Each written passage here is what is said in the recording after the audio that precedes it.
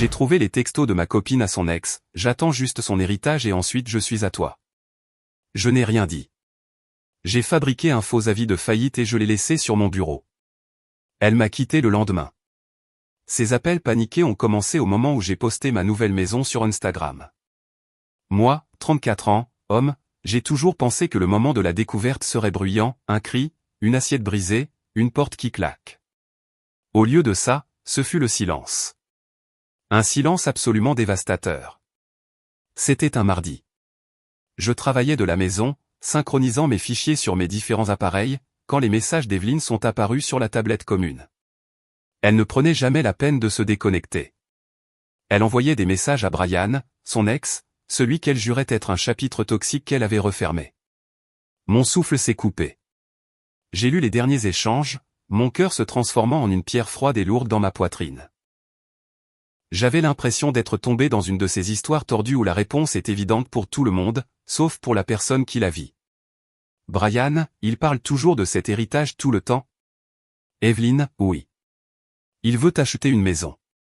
Pour nous. Un avenir. C'est écœurant. Brian, ne perds pas courage, ma belle. Je ne peux plus attendre très longtemps. Evelyne, je tiendrai bon. J'attends juste son héritage et ensuite je suis à toi. Promis. J'ai refermé la tablette. L'air de notre appartement, celui que je payais, semblait soudainement rare et étranger.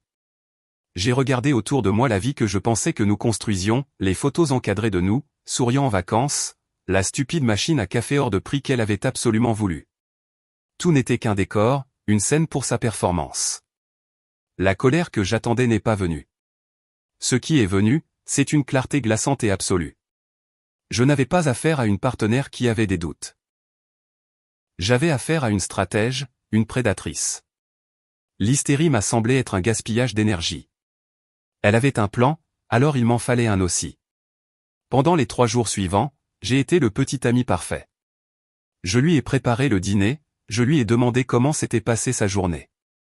Pendant tout ce temps, j'observais la façon dont ses yeux devenaient vagues quand je parlais de l'avenir, le rapide sourire caché sur son visage quand elle recevait un texto. C'était une actrice, et j'assistais soudainement aux coulisses du tournage. La trahison était si profonde qu'elle en était presque fascinante. L'héritage était réel.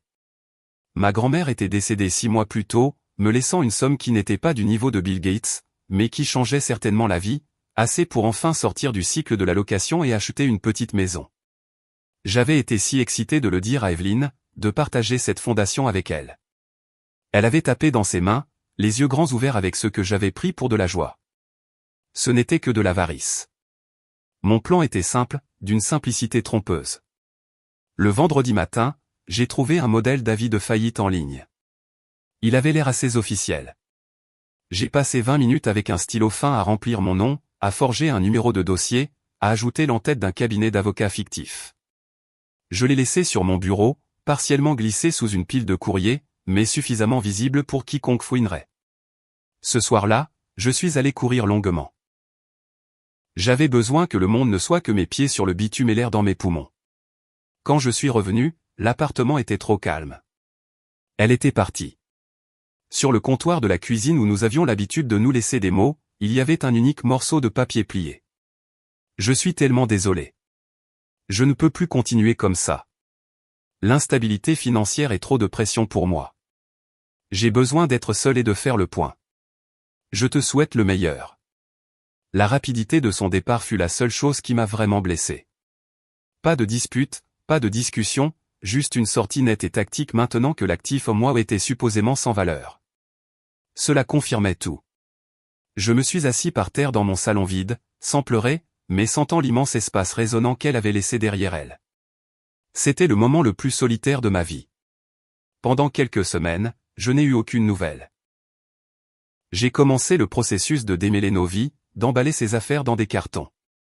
J'ai fait le deuil de la femme que je croyais qu'elle était, de l'avenir que je pensais que nous avions. Puis, l'argent de ma grand-mère a été viré. La maison que j'avais repérée, celle où je l'avais imaginée déambuler, était toujours sur le marché.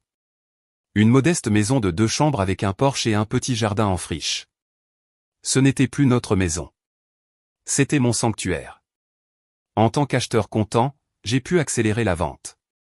Il a fallu un peu moins de 3 semaines pour naviguer entre les inspections, les titres de propriété et la paperasse, mais dans le monde de l'immobilier, cela semblait fulgurant. Hier soir, je suis allé pour la première fois dans ma nouvelle maison en tant que propriétaire. L'air sentait l'herbe coupée et les possibilités.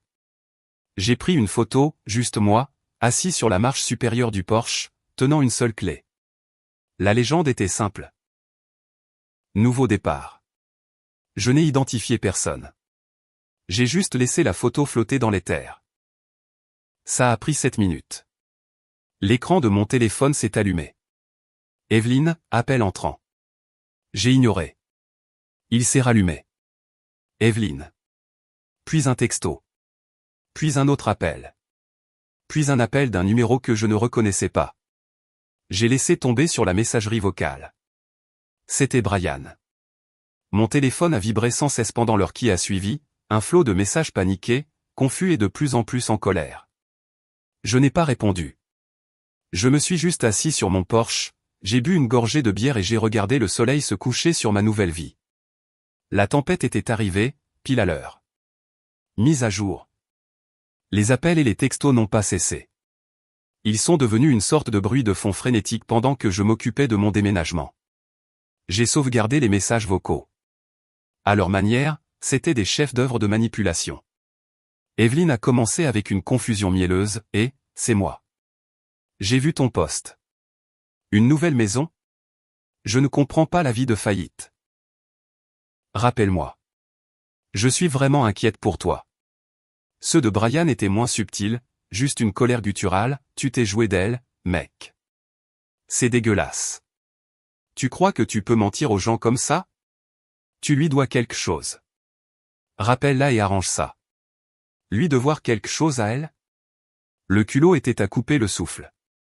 Après 3 jours de ce manège, alors que je déballais des cartons dans mon nouveau salon, j'ai finalement répondu. C'était Evelyne.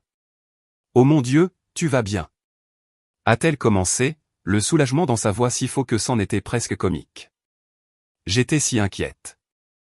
J'ai vu cette lettre de faillite, et puis tu as disparu, et maintenant tu as une maison. Qu'est-ce qui se passe? J'ai gardé ma voix plate, calme. Tu es partie, Evelyne. Je suis partie parce que j'avais peur. Je pensais que tu étais ruinée. Comment as-tu pu me mentir comme ça? Et voilà. Le retournement de situation, la manipulation. J'étais maintenant le méchant pour avoir simulé un effondrement financier qui prouvait qu'elle était une croqueuse de diamants. Classique. La lettre que tu as laissée était assez claire, ai-je dit, en ouvrant un carton avec un couteau. Tu as dit que tu avais besoin de stabilité financière. Je suppose que tu en as conclu qu'il n'y en avait aucune à avoir avec moi, alors tu es parti. Fin de l'histoire. Il y eut une pause. Je pouvais l'entendre respirer, les rouages tournant dans sa tête. Ce n'est pas juste, a-t-elle finalement dit, sa voix passant de blessée à indignée. J'ai investi 2 ans de ma vie en toi, en nous. Je t'ai aidé. On a regardé des maisons en ligne pendant des mois. Je t'ai aidé à planifier. Tu as regardé Zillow, Evelyne. Ce n'est pas une contribution. Si, ça l'est, a-t-elle insisté, sa voix montant. J'étais une partenaire qui te soutenait. Cette maison, cet argent? J'ai droit à une part. C'était censé être notre avenir. Tu n'as pas le droit de tout prendre pour toi. Le silence qui a suivi était lourd. J'ai laissé ces mots flotter dans l'air. Je voulais m'en souvenir. Evelyne, ai-je dit, ma voix dangereusement calme. J'ai vu les textos à Brian. Silence complet. Pas même une respiration pendant 10 secondes complètes. Puis, l'explosion. Un torrent d'excuses, ce n'était pas ce que ça paraissait, c'était juste un vieil ami, j'étais possessif et je la repoussais, elle était juste confuse, elle gardait ses options ouvertes parce que j'étais distant. Tu attendais mon héritage, ai-je déclaré. Ce n'était pas une accusation, c'était un fait. Ensuite, tu serais à lui. Elle a raccroché. 1 heure plus tard, les notifications ont commencé sur mon post Instagram. Brian, ce type est un menteur et un manipulateur. Ne croyez rien de ce que vous voyez. Et un autre, profite bien de la maison que tu lui as volée. Mes amis ont commencé à m'envoyer des textos, confus, est-ce que tout va bien? Je ne leur ai pas encore répondu. J'ai juste supprimé les commentaires de Brian et je les bloqués. Puis est venu le texto d'Evelyn. L'escalade que j'attendais. J'ai presque ri en le lisant. Je suis en contact avec un avocat. Je vais te poursuivre en justice pour ma part et pour le préjudice moral que tu m'as causé en mentant. Tu auras des nouvelles de mon avocat. J'ai lu le texto et, pour la première fois, un vrai sourire a touché mes lèvres. C'était parfait.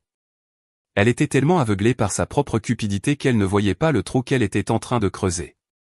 J'ai passé le reste de la soirée à installer mon nouveau Wi-Fi et à la retirer méthodiquement de tous les comptes que nous partagions. Netflix, Spotify Premium, Amazon. Un exorcisme numérique. Chaque clic de souris était comme une petite victoire satisfaisante. La dernière chose que j'ai faite avant de me coucher a été d'appeler mon ancien propriétaire à propos de l'appartement. Je devais récupérer mon dépôt de garantie. Tous les $2850. Mise à jour finale. L'enveloppe à l'allure officielle est arrivée dans ma nouvelle boîte aux lettres. Elle l'avait vraiment fait. Evelyn m'avait intenté un procès devant la cour des petites créances pour $5000. J'ai lu la plainte, debout dans ma cuisine ensoleillée. Le culot pur et simple était presque admirable.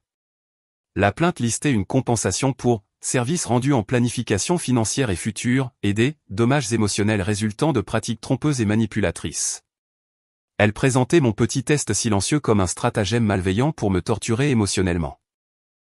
Mais ce n'était pas le seul problème.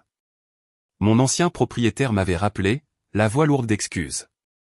Le dépôt de garantie de $2850 avait déjà été versé à Evelyn. Comme son nom était toujours sur le bail à sa fin, elle s'était rendue au bureau de la gérance le lendemain de mon déménagement, avait prétendu que j'avais accepté de la laisser s'en occuper et avait signé les papiers. Le propriétaire a dit que c'était maintenant une affaire civile entre elle et moi. Bien sûr que ça l'était.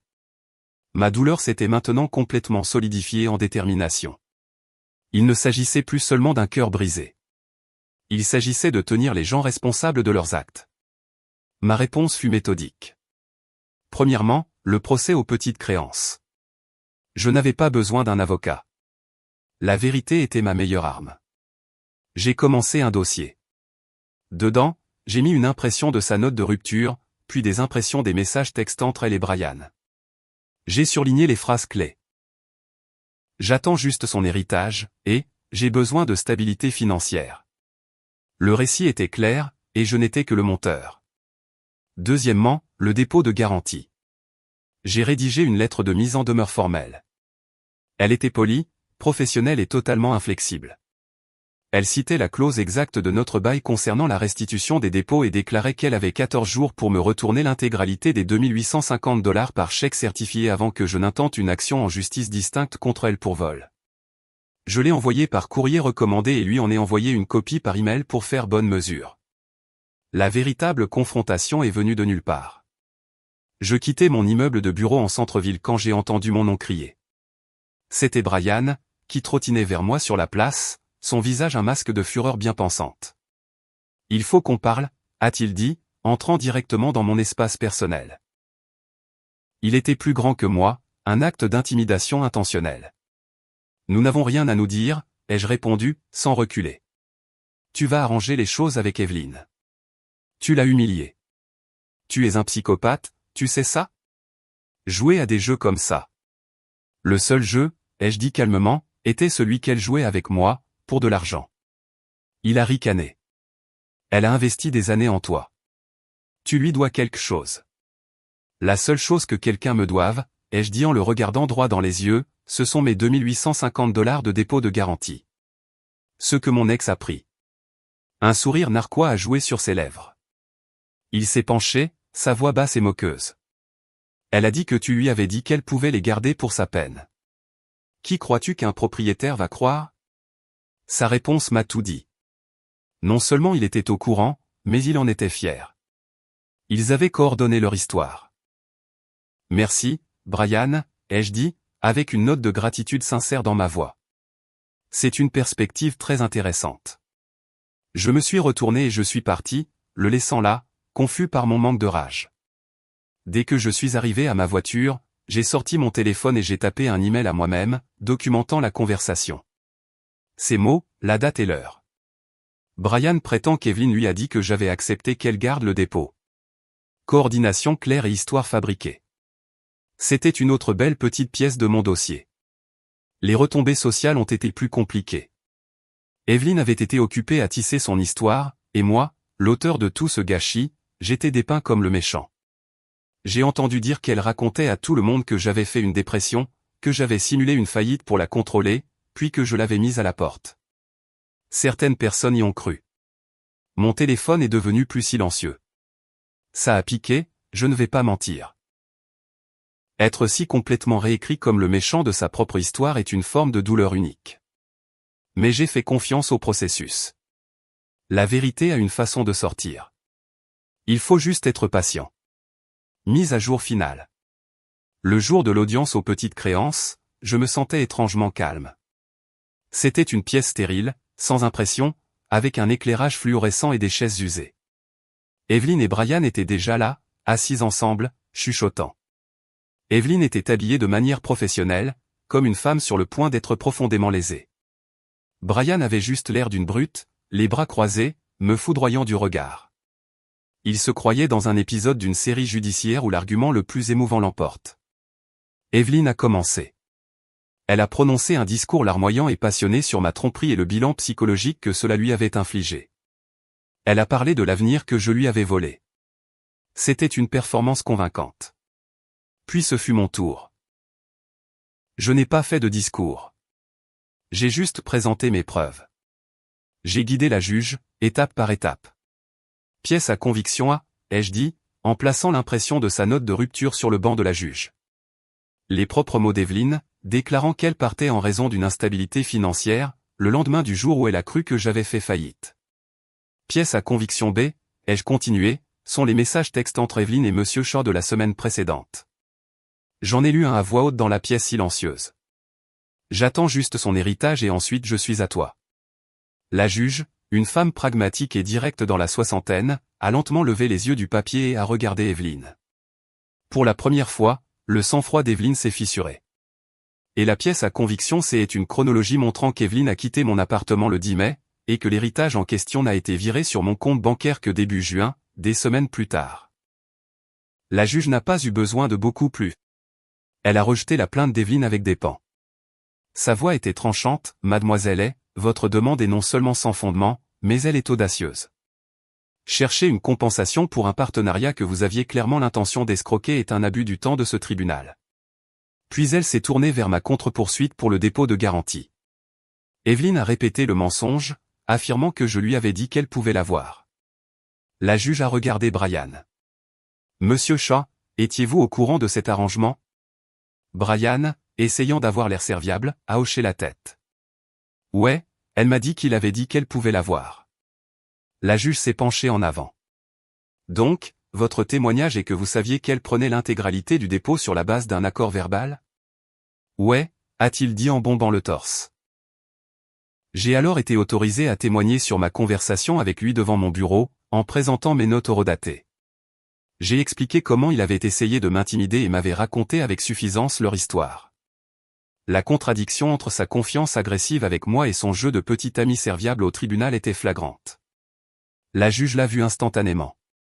Le mensonge était devenu plus dommageable pour eux que la vérité ne l'aurait jamais été.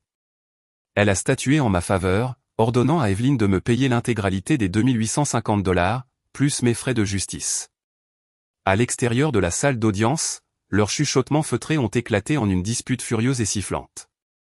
Le front uni s'était effondré en blâmes amers. L'histoire de ce qui s'est passé dans cette salle d'audience s'est répandue plus vite que les mensonges d'Evelyn ne l'avaient jamais fait. Les amis communs qui s'étaient éloignés ont envoyé des textos d'excuses maladroits. « Mec, je suis vraiment désolé, je n'en avais aucune idée. » J'ai juste répondu, « Pas de souci. » Je n'avais pas l'énergie pour plus. Leur validation n'était pas le prix. Une semaine plus tard, j'ai entendu par le bouche à oreille que le drame public, couplé à son attitude agressive, avait causé des problèmes à Brian à son travail. Il travaillait dans la vente, où la réputation est tout. Apparemment, son entreprise n'était pas ravie qu'il profère des menaces dans le hall d'un immeuble de clients. La sécurité de mon employeur lui avait officiellement interdit l'accès aux locaux après l'incident. La dernière communication que j'ai jamais reçue a été un unique texto d'Evelyne, des jours après que le chèque du jugement soit arrivé par la poste. J'espère que tu es heureux dans ta stupide maison, tout seul. Tu as ruiné ma vie. Je n'ai ressenti ni colère, ni joie. Juste rien. C'était un message d'un fantôme. Je l'ai supprimé, j'ai bloqué son numéro, et je suis sorti dans mon jardin. Cela fait quelques mois maintenant. Le silence qu'ils ont laissé derrière eux n'est plus vide. Il est rempli par le chant des oiseaux le matin et le bourdonnement tranquille de ma propre vie. J'ai planté un jardin. J'ai renoué avec les amis qui comptaient. La cicatrice de la trahison est toujours là. Je pense qu'une petite partie le sera toujours. Mais elle ne fait plus mal. Je n'avais pas besoin qu'ils subissent une grande chute cinématographique. J'avais juste besoin qu'ils fassent face aux conséquences naturelles et banales de leur propre choix. Ils n'étaient pas des méchants de génie. C'étaient juste des gens avides et imbus d'eux-mêmes, si sûrs de leur propre intelligence qu'ils n'ont jamais vu le piège simple et évident qu'ils se tendaient à eux-mêmes. La meilleure vengeance, j'ai appris, n'est pas bruyante. C'est la satisfaction tranquille de construire une vie meilleure sur les cendres d'une fosse.